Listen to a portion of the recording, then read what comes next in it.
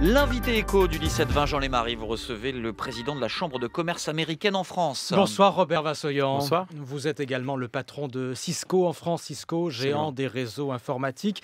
Vous l'avez entendu ce slogan qu'on connaît tous, America First. Donald Trump l'a répété tout à l'heure pendant son discours d'investiture, en y ajoutant 2 règles plus précises qui vous concernent, vous les entreprises, acheter américain et embaucher américain. Qu'est-ce que ça change pour vous, Robert Vassoyan ? Bon, moi, je ne suis pas la meilleure personne pour commenter le programme politique de Donald Trump ou du nouveau président des États-Unis, ni là pour le critiquer, ni là pour en faire l'éloge. Ce n'est pas mon rôle et je ne serai pas crédible là-dedans. Je peux m'exprimer en tant que dirigeant d'une entreprise américaine en France, en tant que quelque part responsable, voilà, et qui a fait le choix de la France il y a un petit peu moins de 2 ans, mais le choix d'investir massivement en France. Et on en est ravis et on va bien entendu continuer. Donc, quelque part, je suis à la croisée de nos économies, de notre collaboration économique, et en tant que président de l'AmCham, encore plus. Ce que je peux vous dire, c'est que l'économie américaine est complètement interconnectée avec l'économie du reste du monde.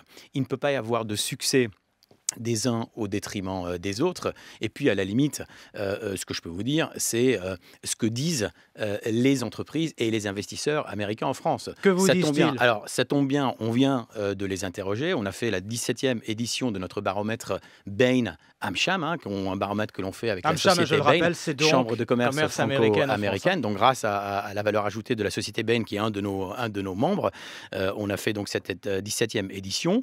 146 entreprises ont répondu. Et ce qu'ils nous disent, c'est no change.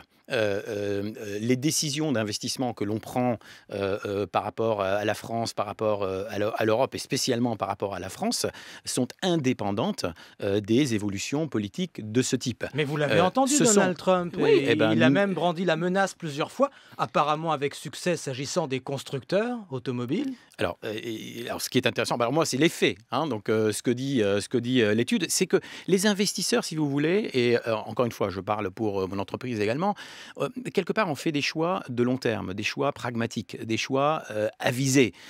Et quand on fait le choix d'un pays, c'est par rapport au contexte social du pays, par rapport au contexte économique, par rapport aux opportunités que l'on y voit. Et ce qui est très intéressant, d'ailleurs, c'est que les investisseurs américains n'ont jamais été aussi optimistes par rapport aux perspectives économiques de la France.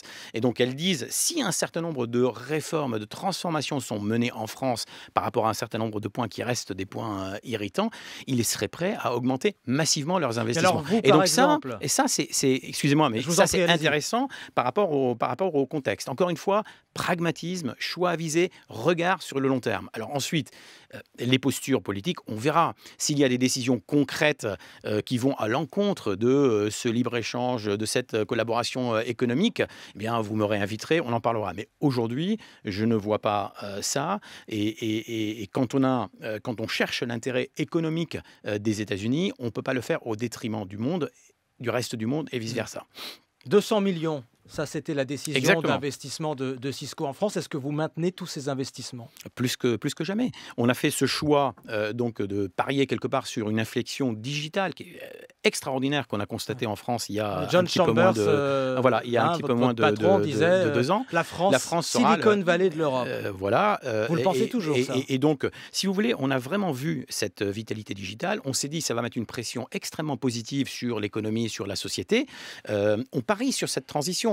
On ne la voit pas encore, mais on va l'accompagner. C'est un acte de responsabilité aussi par rapport à une transformation dans un pays. Et je peux vous dire que 2 ans après, nous sommes en train de déployer aujourd'hui en France un des plans d'investissement et de développement les plus ambitieux qu'on ait jamais déployé dans un pays. La formation, l'ouverture de l'hab, de l'investissement dans la French Tech, plus de 60 millions de dollars qui ont déjà été investis, des partenariats stratégiques avec des acteurs comme Thales dans la cybersécurité par exemple.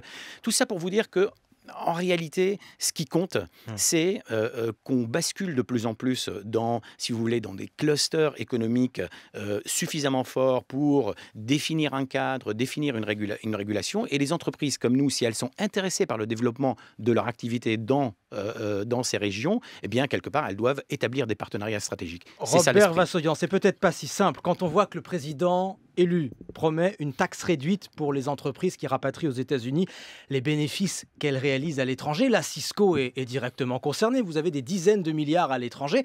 Est-ce que tout cet argent va revenir aux États-Unis? Est-ce que donc il va quitter en partie l'Europe, la France, pour retourner aux États-Unis? Le sujet du là, John Chambers a commencé à en parler. Il voit ça d'un bon œil, votre patron. Ça, c'est pas un sujet conflictuel. C'est le sujet du rapatriement du cash ou des bénéfices générés à l'étranger. C'est un sujet aujourd'hui qui fait que lorsqu'une entreprise comme Cisco veut investir aux États-Unis, eh bien, elle ne peut pas le faire avec les bénéfices qu'elle a générés un petit peu partout dans le monde, parce qu'il y a une double taxe. Il y a la taxe qu'elle paye sur les bénéfices réalisés à l'étranger, et puis la taxe de rapatriement. Et c'est ce qui fait qu'aujourd'hui, eh bien, on avait cette impossibilité ou cette difficulté. Donc, ce n'est pas l'un contre l'autre. On continuera à investir à l'étranger ou en France, lorsque on voit des opportunités d'investissement. Et d'ailleurs, on est en train de le faire.